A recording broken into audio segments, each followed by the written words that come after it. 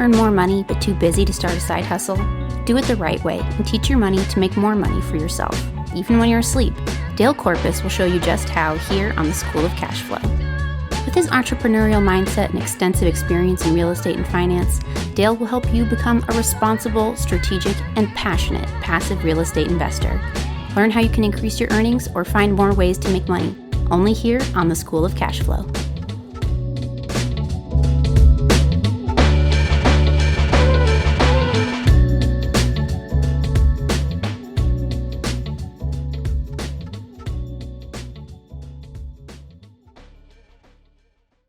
Hey, good afternoon and welcome to the School of Cash Flow podcast. I am the host, Dale Corpus. I have another great guest for you today. His name is Joe Evangelisti, and we're exploring and covering more of the asset class of self-storage today. So Joe was once known as the flip king of real estate before he discovered the overlooked profits hiding in the self-storage industry. And he's gone from flipping over 100 homes per year to making 10x more in profits from only doing 5 to 10 storage deals per year.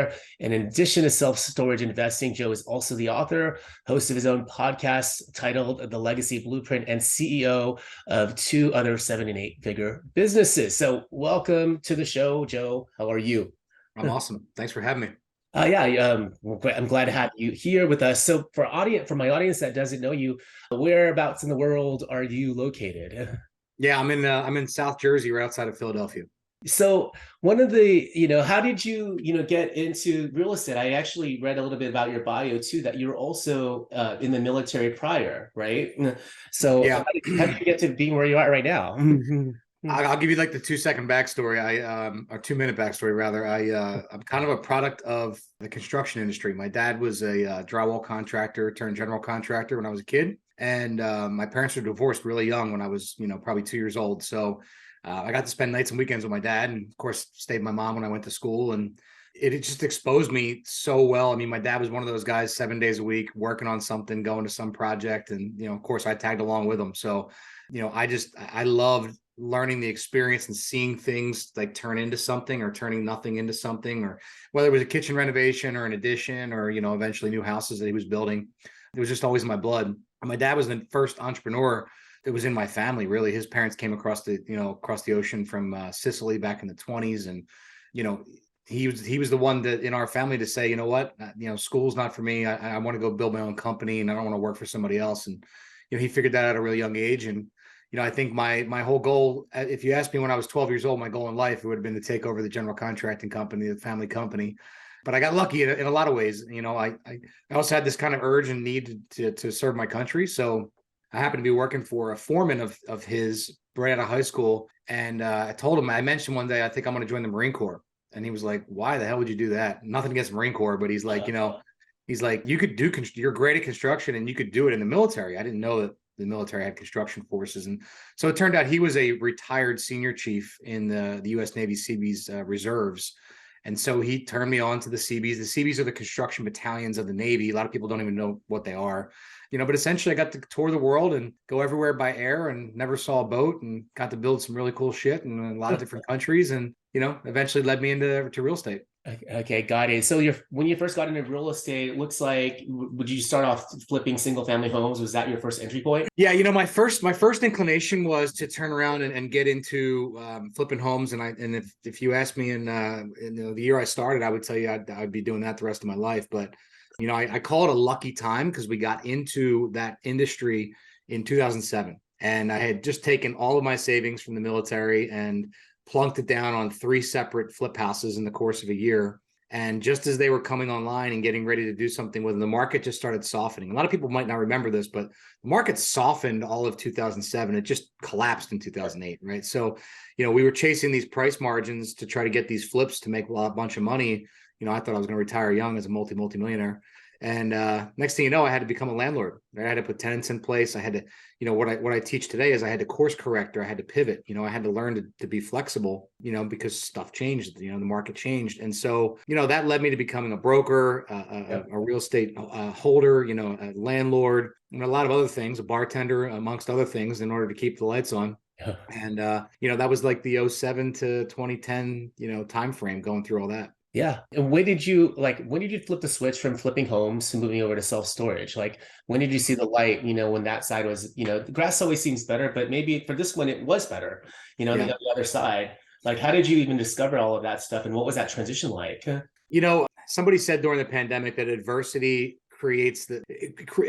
makes us or forces us to do things we maybe should have been doing all along. Right. And so I think we did a lot of fix and flips, and I built a big business, but it didn't really serve me. I wasn't passionate about it. I didn't love the culture we had designed. I had amazing people, but it turned out I wasn't a great leader when it came to having 40 or 50 employees. And so a lot of it was introspection, like deciding, what I wanted to find something that, first of all, single family is very transactional, right? Yeah. When you're flipping houses, it's like everything is about getting to closing on Friday. You got 2 or 3 closings, you got massive payroll, you got cash in, cash out. It's very transactional that way. And as the title of your show, obviously cash flow is a lot more important than cash register, right? And so, we kind of recognized that after about 10 years of flipping houses that, man, we could do this the rest of our lives and life is not going to get any easier. It's just going to be continuous transaction mode. And so we said, we got to find something that's more scalable, that we can be more effective and efficient with a smaller team, and we could touch, more lives, basically make a bigger impact. And so we started going down the commercial rabbit hole of like, okay, do I do retail? Do I office? Do I do shopping centers? Do I do, car washes? And, this is pre-COVID. And so we kind of luckily, again, the second lucky fall, I fell into self-storage. I had a couple of conversations with folks in self-storage and never really even thought about it as an asset class. And then one guy changed my mind one day. Yeah, he had the same background as me. He was on his 4th storage facility. He had flipped hundreds of homes. He had built tract homes. He had built thousands of units. And he said to me, Joe, I'm on my 4th self-storage. It's concrete, steel, and asphalt. Yeah. He goes, you build your first facility, you'll never touch a house again. You'll actually pay people to build your own house from now on. And you'll be married to this because it's, just saying simple is not easy. It's a very simple business. It doesn't make it easy. Obviously, there's a lot of, obstacles and hurdles we had to overcome to get there. But, knock on wood, we're 12 deals deep now. Okay. For the types of self-storage deals that you do, are you doing ground up construction of brand new ones, or are you buying existing structures, or a combination of both? Yeah, we really do 3 things really well. Number one is ground up construction. So, and a lot of that is through finding land that might not have been entitled as self-storage. So really, kind of value adding, improving the dirt. We do big box conversions. So, we're looking for your old Sears and Kmart's that are freestanding and they're abandoned and darkened and, haven't been filled back up. Because again, big box is dying. You just have to take a look around to realize that e-com is taken over for big box.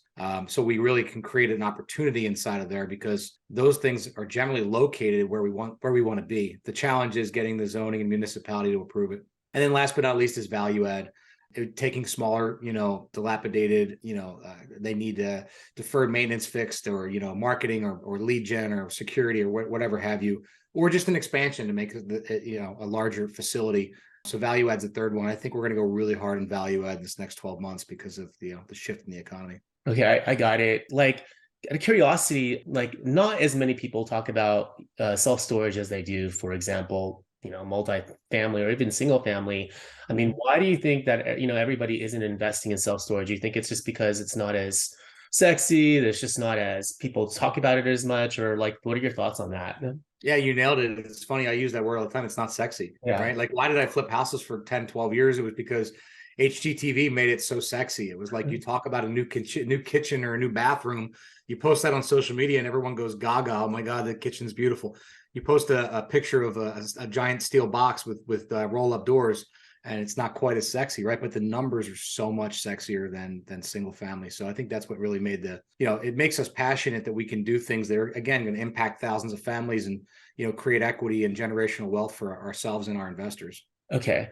You had mentioned like how big box conversions were one of the strategies that you go after, and like you like the locations of where those are already located. Like, let's just talk about location. Like, what constitutes like a good location, and what's your target? Like, what is your buy box? Yeah, so we have this rule in-house, and it's shifting slightly, but we call it the 60-60-23 rule. And what that looks like is I want to be in a 3-mile radius, kind of going backwards. I want to be a 3-mile radius. I want to have an average rent rate of $20 per square foot on a climate control unit. I want to have 60,000 of income and 60,000 of population in that same 3-mile circuit. So circle. So if I can locate MSAs that are, expanding. I like to be in the path of progress. So a lot of your cities, like we're in Houston, I have 4 different sites.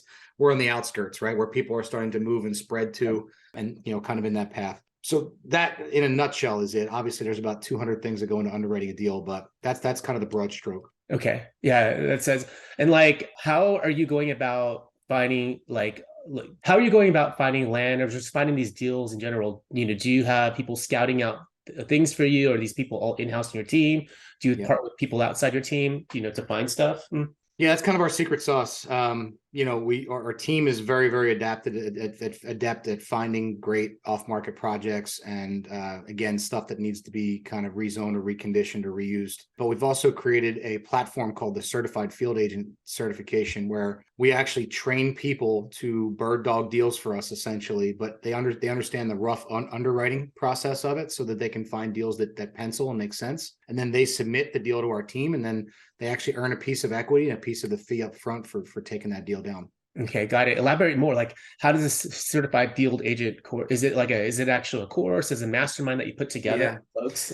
Yeah, it's a 2-step. Yeah, I mean, it's the CFA course itself is a 6-week course, and it's like and it's not only just a full intro, but there's actually physical homework and things like that to get you across the finish line. Because I want people to graduate with that knowledge, whether they do it with us or they just go find deals for other people.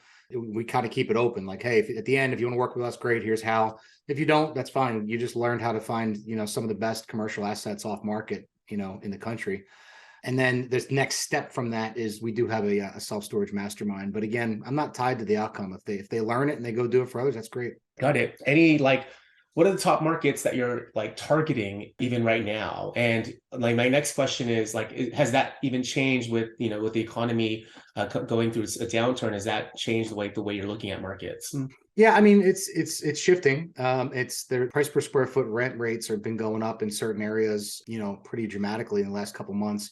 So, if you asked me this question 6 months ago, I would say Texas and Florida is super heavy for us. Believe it or not, we have a couple sites in Ohio. It's like the 4th fastest growing state of the union. Not sure why, but it is. Mm-hmm. And now we're starting to target more of those Midwest markets in Oklahoma and Indiana and Wisconsin. As a matter of fact, we just picked up a deal the other day. So it's not terribly specific. In fact, my chief development officer, who's built 400 self-storage facilities. When I first met him, he said, Joe, you could take a dart and throw it at the map of the United States, and you could build a self-storage there and be successful, right? The idea is we don't want to do that. We want to be in the top 10, 15% of MSAs and growth areas where, your ramp up is going to be much faster. Again, getting the cash flow, right? If I'm building development, I got that gap between the day I purchase the land and the day I take my first tenant where I'm not making income. So faster I can ramp up and the faster I can grow my tenant base, the quicker it becomes a cash flowing asset. So we want to be in areas that are going to ramp up fast because there's a high demand, and areas that are going to command the highest rents. Okay. What size of a facility do you typically look for? How big are you building? What's your niche for that?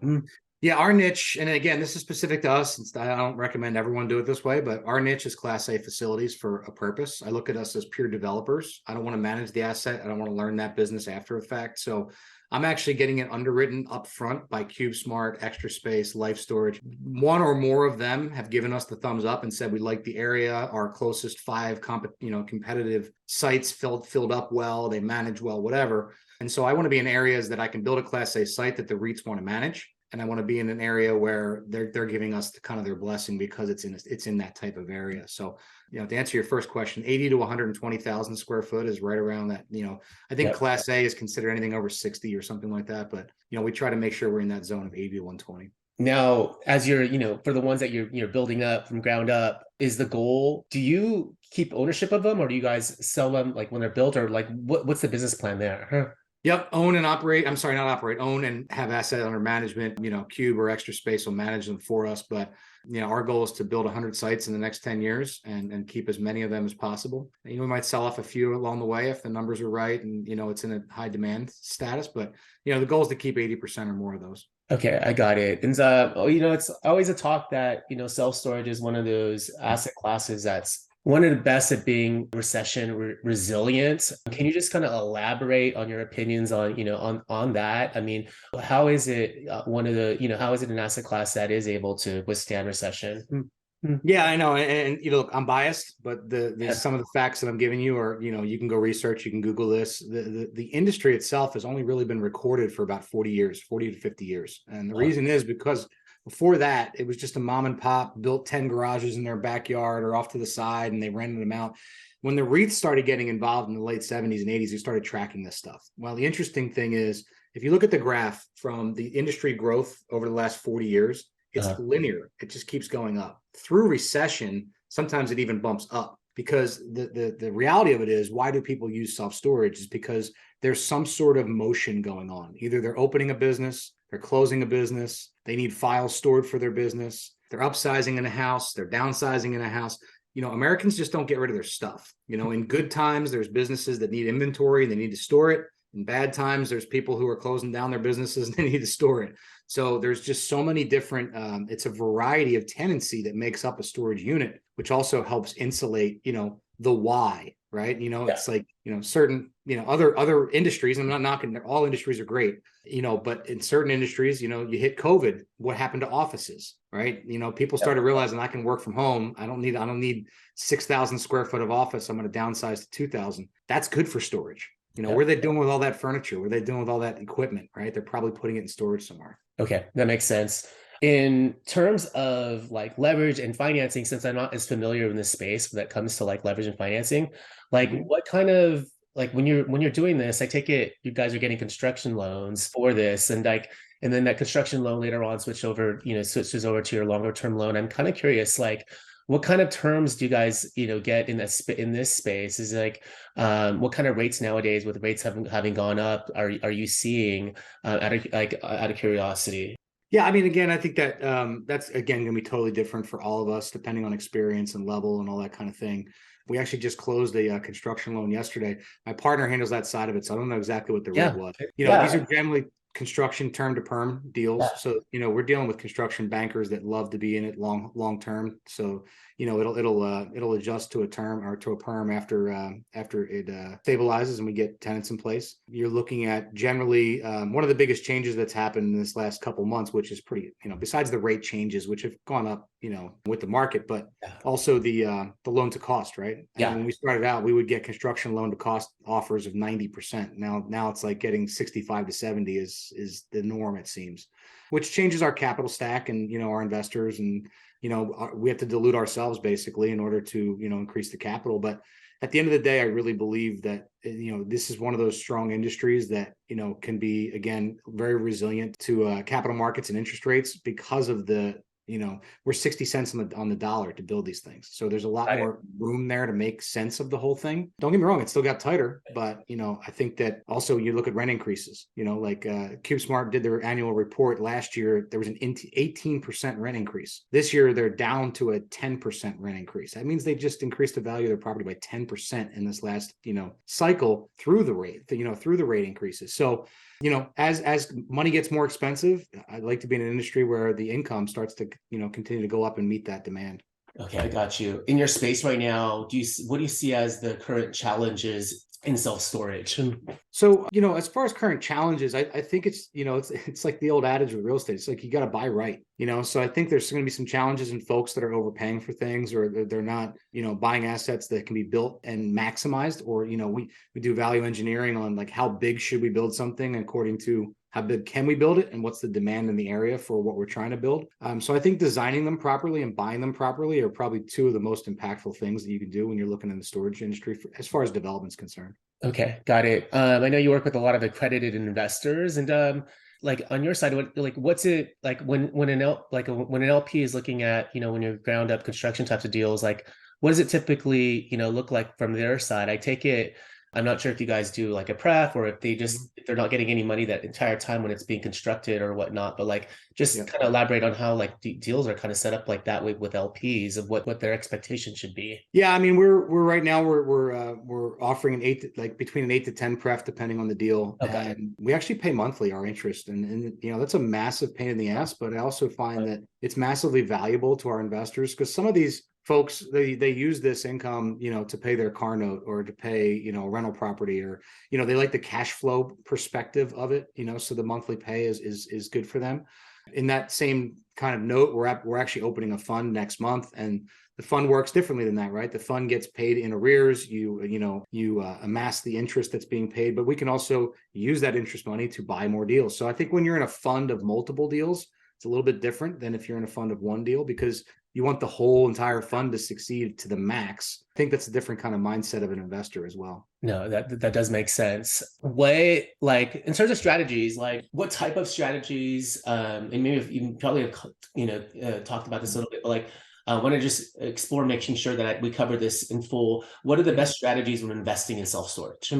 Well, again, I think that's, it's very, very specific. It's subjective, right? It's, as far as in passive investors, are you looking for, seems to be looking for depreciation right now. That doesn't happen in the first couple of years in development. Obviously, you got to get the property stabilized and start putting tenants in place to see that depreciation.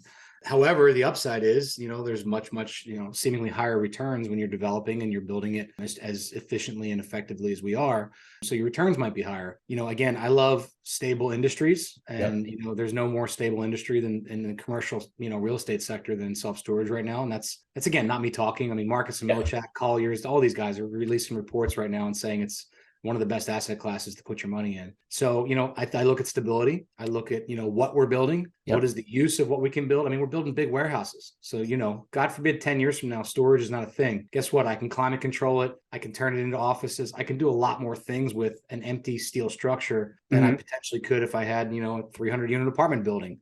So I think there's a lot of things about the asset class that are strong and stable and make a lot of sense. Not least of which is the fact that, as you said earlier, it's kind of recession resistant. And, right.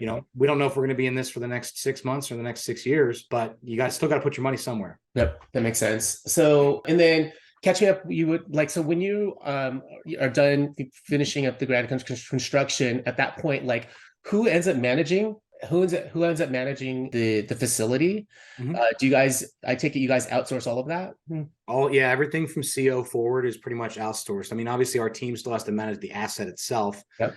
But we just turned over this week to CubeSmart on a site in New Jersey, 100,000 square foot site. They're ramping up right now. In fact, they're moving in, I think, tomorrow. And we'll be taking tenants by the end of the year. Okay, got you. And out of curiosity, I'm just going back to the fact that you came from military, from the Navy. Any skill sets that you picked up in the Navy that have helped you, excel and be successful at what you're doing even right now? Yeah, I mean, number one, which is going to sound cliche, but it's discipline. What is the military known for, man? They put you in boot camp, they break you down, and then they rebuild you into the person that they want you to be. And a lot of that is the discipline of understanding what works, what doesn't work, what routines and rituals look like. And so I think it's quite easy to kind of carry that into the real world because you've lived it for so long. And so I kind of consider myself a pretty structured guy, a pretty disciplined guy. Very, very cool. And like in terms of your team, like I'm just curious, like this, you're running a pretty big business. Like how big is your team now? Huh? Believe it or not, we're doing all this with 12 people. Oh, wow. Got it. Because you guys are in multiple states and whatnot too. And it sounds like you got construction crews and what you're managing folks from wherever remotely, which is amazing.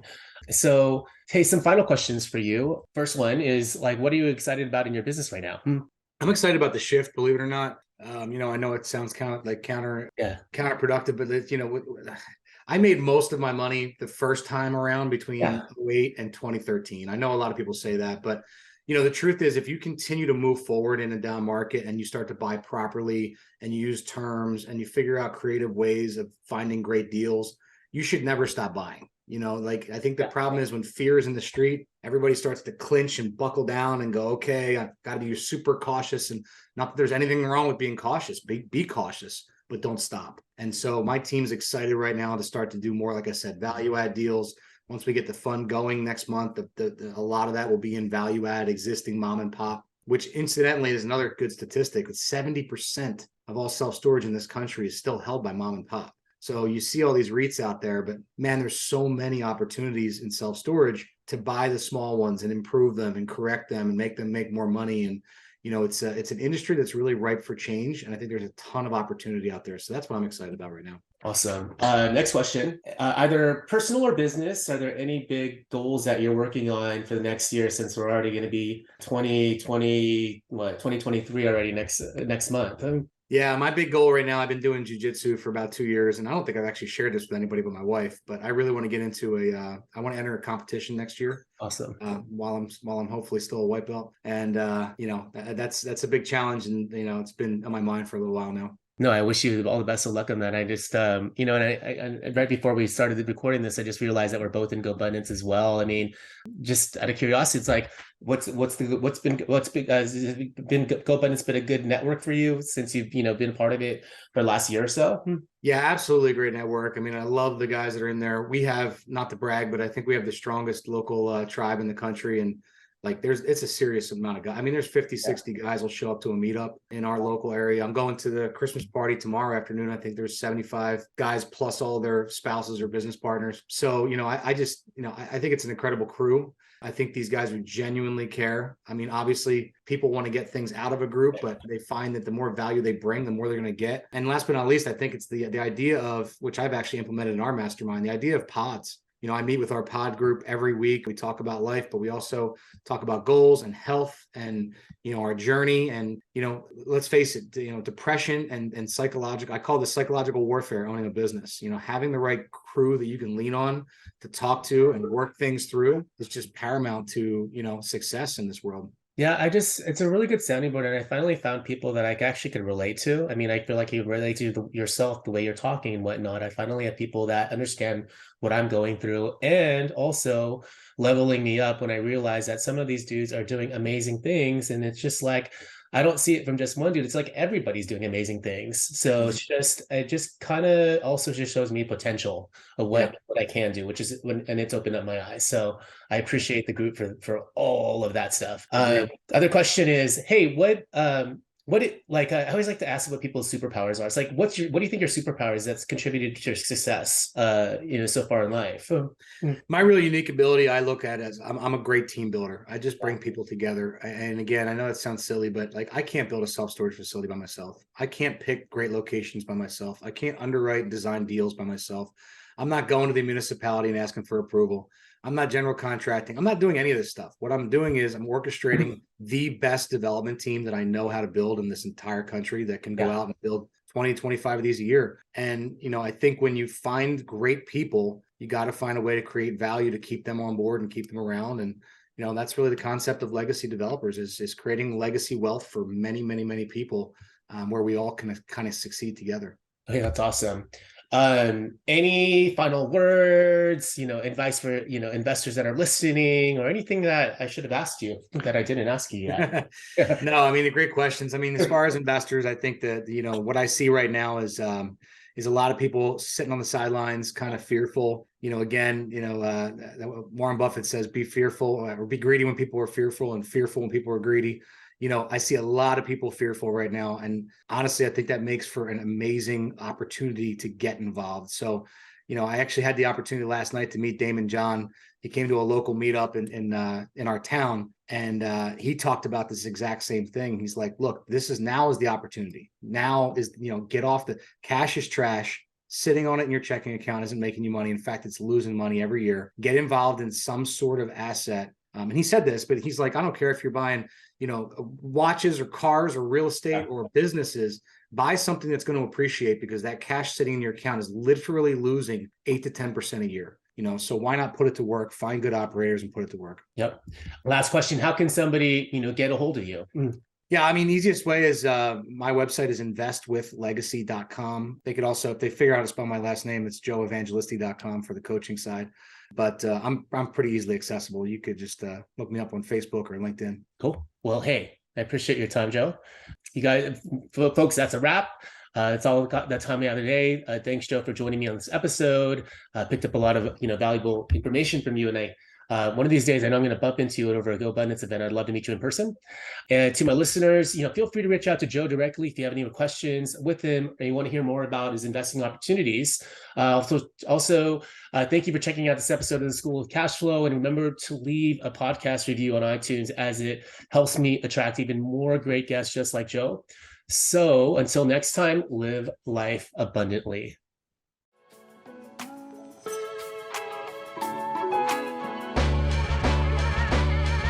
Thanks for listening to another episode of the School of Cash Flow. We hope you enjoyed our deep dive into all the tips and tricks you can use to help you on your passive investing journey. In the meantime, you may visit www.cashflowschoolpodcast.com for more great episodes. Don't forget to subscribe, rate, review, and share. That's all for this episode, folks. See you next time.